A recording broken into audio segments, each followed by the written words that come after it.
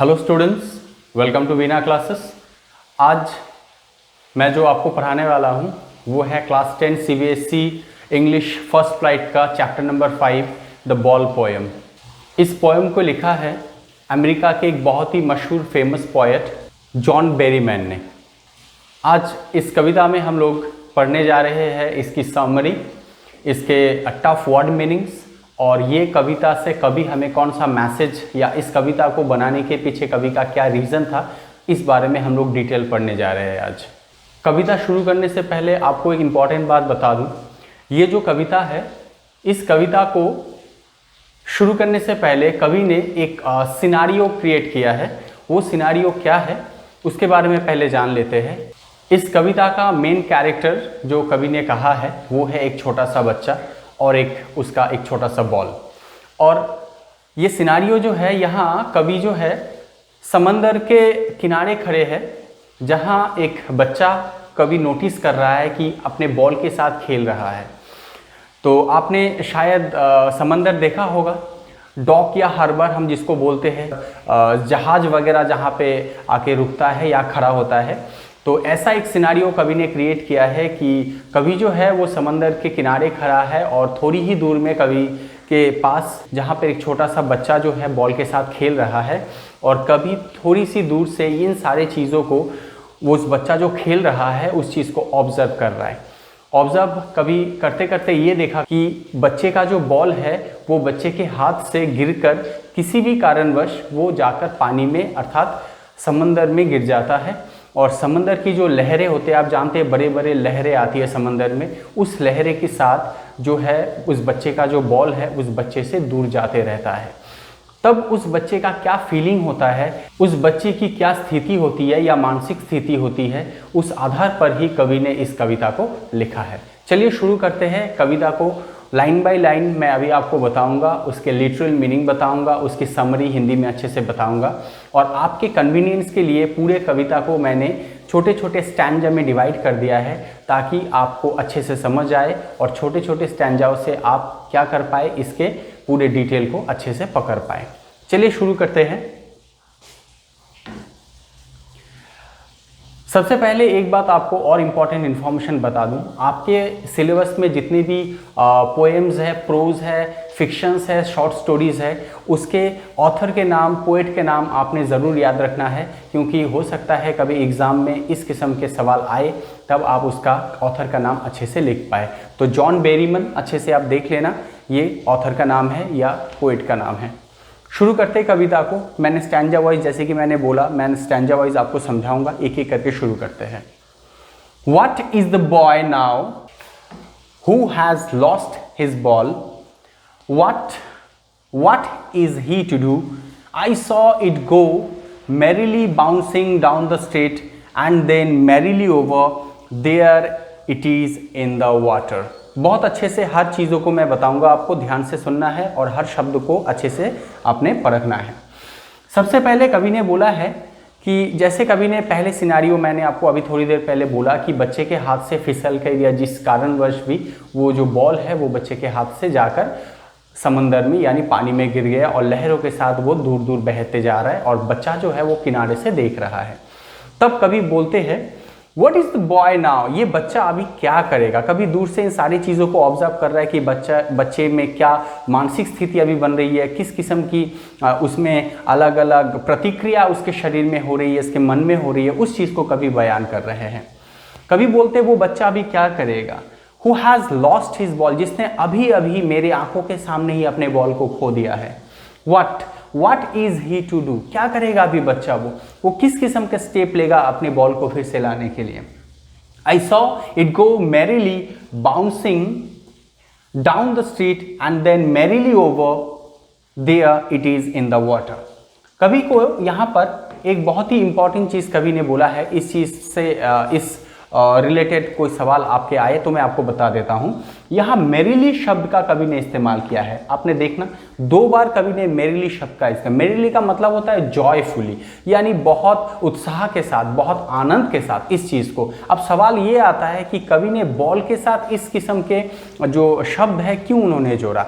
ये एक इमेजिनेशन है, कल्पना है, एक काल्पनिक तौर पर कवि ने इस चीज़ को कहा है। कभी बोल रहा है कि मैंने अभी अपने आंखों के सामने देखा कि बच्चे का जो बॉल था उसके हाथों से फिसल कर हो या खेलते खेलते गलती से हो, वो जाकर धीरे धीरे वो जाके पानी में गिर गया और पानी में गिरते ही वो बहुत दूर चला गया। तो मेरिली का यहाँ पे मतलब है कि बॉल जब बच्चे के हाथ से गिरी कहीं पर भी, तो वो शायद कहीं वो दूर में खड़ा था, जैसे कि मैंने डॉक या हार्बर के बारे में बोला, तो शायद वो समंदर के किनारे खड़ा हुआ था और खेलते खेलते किसी गलती के कारण या अपने हाथों से वो फिसल गया होगा और वो बॉल जो है वो हंसते हंसते कूदते कूदते जाकर सीधा गिर गया कहाँ, पानी के अंदर। तो कभी ये बात इस स्टैंजा में कह रहे हैं। चलिए बढ़ते हैं दूसरे स्टैंजा की ओर। No use to say oh there are other balls and ultimate shaking grief fixes the boy as he stands rigid, trembling, staring down all his young days into the harbor where his ball went। बहुत अच्छे से lines को देखना है, समझना है। कभी अभी बात कर रहे हैं no use to say oh there are other balls. कभी यहाँ अभी सोच रहे हैं दूर पर खड़े होकर कि अगर इस बच्चे को जाकर मैं एक बॉल खरीद के दे दूं तो क्या वो अच्छा होगा, क्या वो सही रहेगा? मुझे नहीं लगता है कि इसका कोई मतलब बनेगा उसके लिए। फिर वो बात करते हैं and ultimate shaking grief fixes the boy. जैसे ही वो बॉल जाकर पानी में गिरी और लहर के साथ उससे दूर जाती गई, वैसे ही उस बच्चे को ऐसा लगा, कभी दूर से उसको नोटिस कर रहे हैं, कभी को लगा कि उसमें एक अजीब किस्म की वो एकदम फ्रीज हो गया है, मतलब वो जैसे स्टैचू की तरह बन गया, उसमें और कुछ उसे और कुछ सूझ नहीं रहा है। शेकिंग अल्टीमेट ग्रीफ, ग्रीफ का मतलब वो जानते हैं, ग्रीफ मीन्स अगोनी और पेन यानी दर्द, एक अजीब किस्म के दर्द उसके अंदर वो महसूस कर रहा है।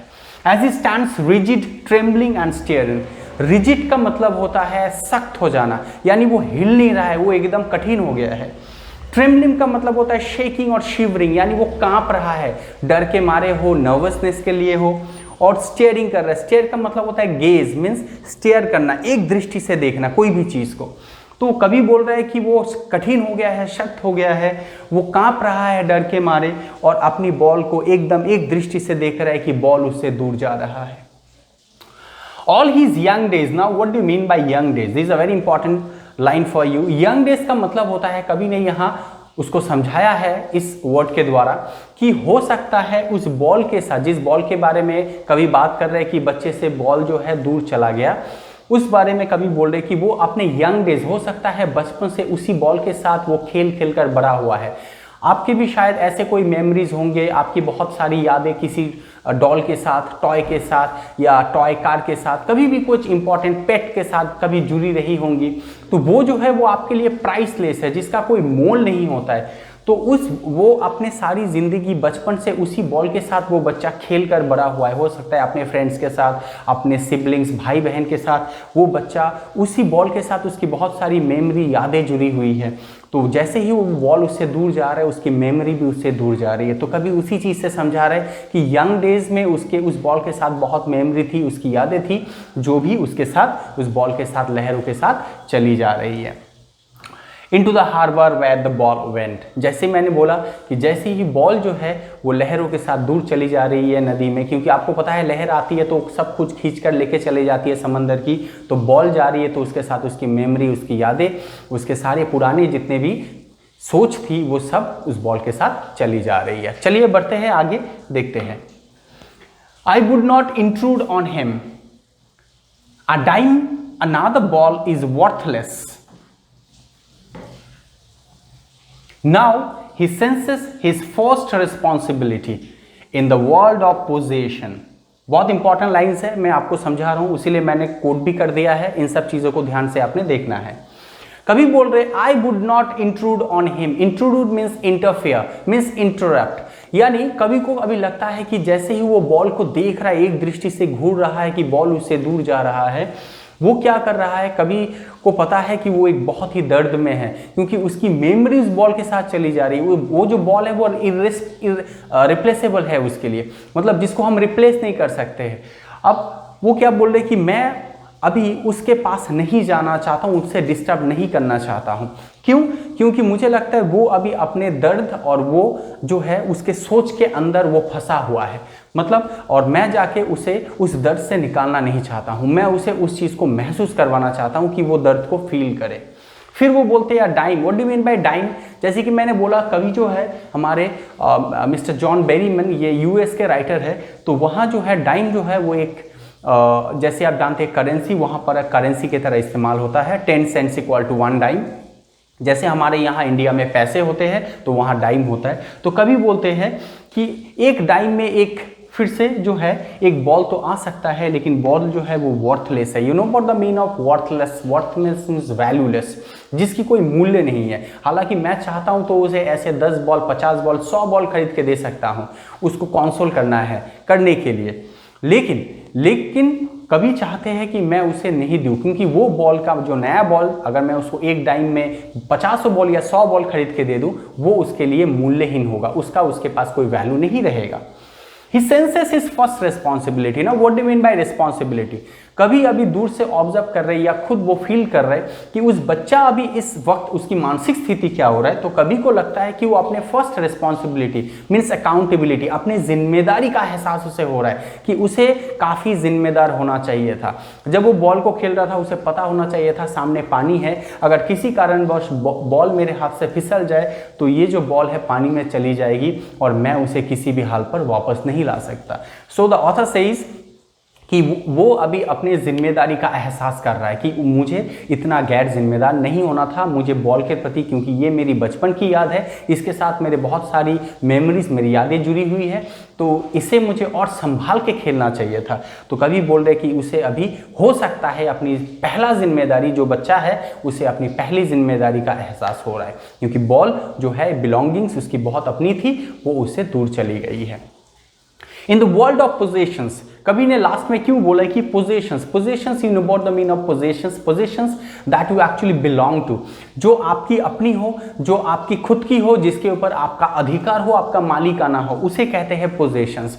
तो कभी बोल रहे हैं हमारी ज़िंदगी में बचपन से लेके जब तक हम बड़े होते हैं, हमारी ज़िंदगी में ऐसे बहुत सारे एनिमेटेड मतलब आप बोल सकते हैं कि living creatures, non living creatures, stuffs, substances, relationship, ऐसे बहुत सारी चीज़ें होते हैं हमारी ज़िंदगी में जो हमसे एक वक्त किसी कारणवश छिन जाती है या फिर चली जाती है। तो वहाँ पर हमें, हमारा जिम्मेदारी, हमारा कर्तव्य है उन सब चीज़ों को हम संभाल के रखें, उनका वैल्यू करें और उनके प्रति और ज़्यादा क्या करें, जिम्मेदार रहे, ताकि इन सब चीज़ हमसे ना जाए या फिर हम इसे ना खोए। चलिए बढ़ते हैं आगे, देखते हैं। कभी अभी बोलते हैं people will take balls will be lost always, little boy, and no one buys a ball back. Money is external. He is learning well behind his desperate eyes. यहाँ पे बहुत इंपॉर्टेंट चीज फिर से कभी बोला है, कभी ने कहा है पीपल विल टेक बॉल्स, लोग जो है, बॉल्स जो है यहाँ पर एक आप बोल सकते हैं एक ऑब्जेक्ट है जिसके द्वारा कभी किसी दूसरी चीज को समझाना चाहते हैं। कभी बोलते हैं कि आपके जो बिलोंगिंग्स है, आपके जो पोजेशंस है, वो लोग ले लेंगे आपसे, आप थोड़ा सा गैर जिम्मेदार बनेंगे, आपसे आपके अधिकार जो है वो छीन जाएगी। बॉल जो है वो कभी लॉस्ट भी हो सकती है, मतलब कभी हो सकता है लोग ले लेंगे, छीन लेंगे आपसे, या हो सकता है आपसे कभी वो खो जाएगी या फिर आपसे कभी वो गुम हो सकती है। तो कभी हमें इस चीज का इंफॉर्मेशन दे रहे या फिर हमें एक मैसेज दे रहे इससे। तो आप कभी बोल रहे कि आप जिम्मेदार रहिए और अपना जो चीज है, अपनी बिलोंगिंग्स है, अपने सामानों को संभाल के रखिए। No one buys a ball back, और एक चीज का कभी और कहा है कि अगर आपसे कोई भी चीज सामान गुम हो जाए या फिर कोई आपसे छीन ले, आप ऐसे मत सोचो ये मेटेरियलिस्टिक वर्ल्ड है, यानी वस्तु related, material that signifies about वस्तु, सामान कुछ भी हो सकता है। इस वस्तुवादी यानी इस मेटेरियलिस्टिक वर्ल्ड में कोई भी आपको ऐसा नहीं कि आपसे कुछ गुम हो गया या फिर आपसे खो गया तो आपको कोई वापस कर देगा। और एक चीज का और कवि ने कहा है कि पैसा जो है एक्सटर्नल है, पैसे से आप फीलिंग्स, इमोशंस, इन सब चीज़ों को, मेमोरी को कभी खरीद नहीं सकते। वो बच्चा को कभी क्या कर सकता था, एक डाइम से या फिर 50 बॉल, 100 बॉल, 10 बॉल उसको कंसोल करने के लिए, उसको सांत्वना देने के लिए खरीद के दे सकता था। लेकिन कभी को पता है शायद उस बॉल से उस बच्चे का बहुत सालों का मेमोरी, बचपन से उस बॉल से वो खेल कर आया है, उस मेमोरी को मैं खरीद नहीं सकता हूँ, क्योंकि पैसा हर चीज़ को खरीद नहीं सकता है, खास करके इमोशंस, फीलिंग्स, मेमोरी इसको नहीं खरीद सकता है। He is learning well behind his desperate eyes। तो कभी बोल रहे कि यहाँ ये एक बच्चा सीख रहा है। क्या सीख रहा है ये बच्चा? बोल रहा है कि he is learning behind the desperate eyes। What do you mean by desperate? Desperate का मतलब होता है कि कोई भी चीज़ पाने के लिए किसी भी हद तक चले जाना। अभी उस लड़के का दिमाग में ये चल रहा है कि मैं, अगर मुझे संभव होता, अगर मेरे पास कोई चारा होता, मैं पानी में शायद कूद जाता, मैं किसी भी हालत पर तैर कर हो उस बड़े से समंदर से लड़कर भी मैं अपने बॉल को लेकर आता, क्योंकि वो मेरे लिए सिर्फ एक बॉल नहीं है, मेरी पूरी यादें हैं, मेरी बचपन की सारी यादें उसमें समाई हुई है। लेकिन वो संभव नहीं है, क्योंकि पानी से, इतने बड़े लहरों से आप लड़ नहीं सकते। बच्चा जो है वो हेल्पलेस है, वो अपने आप को बहुत ही हेल्पलेस महसूस कर रहा है। लेकिन उसकी जो आंखें हैं वो बहुत डिस्परेट है कि अगर मुझे कुछ भी होता, या कुछ भी अगर मेरे पास एक चारा होता, एक छोटा सा तिनका भी अगर उम्मीद रहता मेरे पास, तो फिर मैं जरूर पानी में जाके उस बॉल को मैं लेकर आता। तो कभी बोल रहा है कि उस डेस्परेट आइज के पीछे वो सीख रहा है कि आगे ऐसे गलती मुझसे ना हो, तो उसके लिए मुझे क्या करना है। चलिए आगे बढ़ते हैं और देखते हैं। द एपिस्टेमोलॉजी, बहुत important term, the epistemology of loss, how to stand up knowing what every man must one day know and most know many days how to stand up। सबसे पहले आते हैं एपिस्टेमोलॉजी क्या है। एपिस्टेमोलॉजी ऑफ लॉस, देखिए इस चीज का कवि ने बहुत अच्छे से वर्णन किया है। एपिस्टेमोलॉजी जो है ये एक ग्रीक वर्ड से इसका जन्म हुआ है। Epistemology that signifies about knowledge, ज्ञान। कभी अभी बोल रहे हैं कि ये जो बच्चा है ये लॉस, यानी कोई भी चीज गुम होने का जो ज्ञान है, लॉस की जो कैरेक्टर है, उसकी जो एक नेचर है, उस चीज के बारे में ये ज्ञान ले रहा है कि अगर लॉस हो तो लॉस से हम कैसे उभर कर आए, लॉस हो तो लॉस को हम कैसे उसको कोप अप कर सकते हैं उस चीज के साथ। तो कभी बोल रहे हैं कि इस बच्चे को अभी लॉस का ज्ञान हो रहा है। अगर हमारी जिंदगी से कोई भी चीज़ गुम हो जाए, हमसे कुछ खोआ जाए, तो फिर उस चीज़ से हम कैसे उभर कर आए, उसका ज्ञान वो ले रहा है। How to stand up knowing what every man must one day know. एक चीज कभी अभी बोल रहे हैं कि हम सभी से कभी भी कुछ भी चीज जो है वो गुम हो सकता है, खो जा सकता है। तो हमें क्या करना है, उस चीज से कैसे उभरना है, अपने आप को फिर से कैसे स्ट्रांग बनाना है, सब्सटेंशियल बनाना है, आगे कैसे बढ़ना है, उसका ज्ञान हमें लेना चाहिए।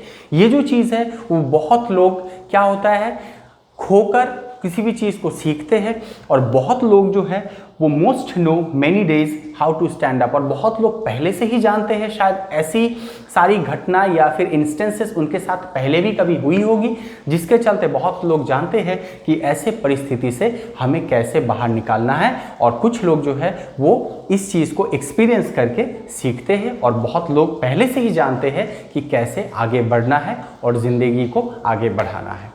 यहाँ आके हमारी जो स्टोरी है, the ball poem, story in disguise of a poem, poem के हिसाब से जो स्टोरी है वो ख़त्म होती है। अब इसके, जैसे कि मैंने लेसन शुरू होने से पहले ही मैंने बोला था, ये कहानी लिखने के पीछे कवि का क्या कारण था, और इस कविता के ज़रिए कवि हमें कौन सा मैसेज देना चाहते हैं, वो मैं आपके सामने अभी बोलने वाला हूँ। मैं पढ़ के आपको बताता हूँ, फिर इसके डिटेल में आपको बता दूंगा। The author is saying that throughout of your life we lose many things for many reasons in this materialistic world.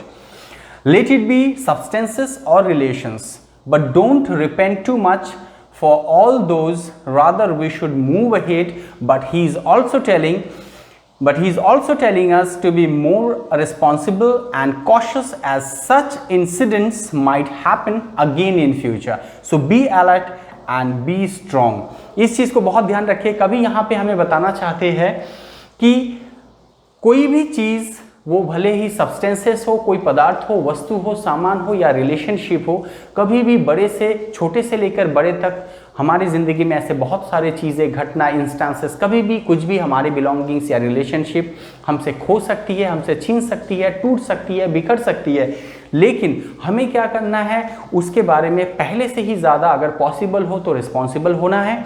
अगर हम पहले से उस बारे में उतना ज़्यादा कॉन्सर्न या कॉन्शियस नहीं है तो आगे ऐसे गलती नहीं हो, तो हमें क्या करना है, उस चीज़ को पकड़ के ना रखते हुए लाइफ में आगे बढ़ना है और ऐसे गलती आगे ना हो उसके बारे में ज़्यादा ध्यान रखना है। और वो लास्ट में ये भी कहते हैं कि अगर हमसे ऐसी कभी गलती हो जाए तो हम क्या करेंगे, इससे हम लेसन्स लेंगे, सीखेंगे और ऑफ कोर्स आगे फ्यूचर में इस किस्म की गलती हमसे ना दोहराई जाए, इसके बारे में हम ज़्यादा कॉन्सर्न रहेंगे, हम ज़्यादा इसके बारे में हमारे ज्ञान होने चाहिए और हमें क्या करना चाहिए, इसके बारे में और ज़्यादा जिम्मेदार बननी चाहिए। तो यहाँ आके हमारी जो स्टोरी है the ball poem by mister John Berryman यहाँ आके ख़त्म होता है। उम्मीद करता हूँ इस वीडियो से इस लेसन के बारे में जो भी जानकारी आपको चाहिए होगी ये सारे आपको मिलेगी। बार बार इस वीडियो को बार बार देखें, इससे इंपॉर्टेंट क्वेश्चंस आंसर जो भी आएगा तो आप ज़रूर इसको बार बार देखेंगे तो उससे सॉल्व हो जाएगा। आगे ऐसे वीडियो आप तक लाने के लिए हमारे चैनल वीना क्लासेस को सब्सक्राइब कीजिए, वीडियो को ज़रूरतमंद लोगों तक, आपके दोस्तों तक पहुँचाइए, शेयर कीजिए, लाइक कीजिए। मिलते हैं आपसे अगले वीडियो में। Till then thank you so much. जय हिंद।